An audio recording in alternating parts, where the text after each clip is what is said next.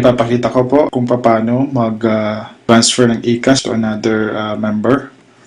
So, after niyo po maklik yung eCash to eCash dito sa remittance, after po ng eCash button, so ito po yung pipill up nyo lang po yung Visa registration code ng pagpapasahan nyo ng eCash, yung amount, at yung inyong password ilalagay nyo po. So, ang susunod po doon is just click submit. So, are you sure to process? Okay lang po.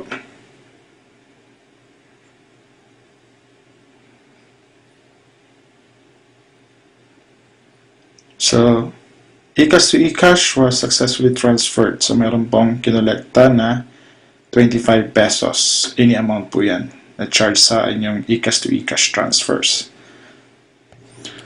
So, to make sure po na pumasok nga po yung eCash transfer natin doon sa pinagpasahan natin, let's click Reports, General Report. And then, lagay po natin exclusive dates from October 1, 2011 to November 22, 2011. Okay, generate report.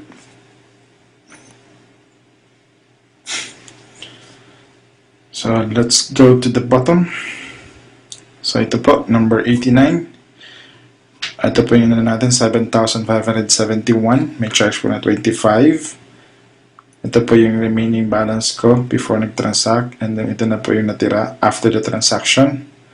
At after po nun, kumita po ako ng piso because nag-transfer nga po ako doon sa isang dealer.